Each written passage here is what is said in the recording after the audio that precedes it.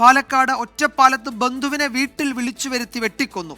കടമ്പഴിപ്പുറം സ്വദേശിയായ രാമദാസാണ് കൊല്ലപ്പെട്ടത്. സംഭവത്തിൽ ഒരാളെ പോലീസ് കസ്റ്റഡിയിലെടുത്തു. വൈകുന്നേരം 5:30 സംഭവം. കണ്ണമംഗലം സ്വദേശി ഷൺമുഖനാണ് പോലീസിന്റെ കസ്റ്റഡിയിലുള്ളത്.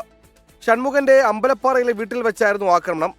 രാംദാസും ഷൺമുഖനും മദ്യപിക്കുന്നതിനിടെ ഉണ്ടായ തർക്കമാണ് കൊലപാതകത്തിൽ കലാശിച്ചത്.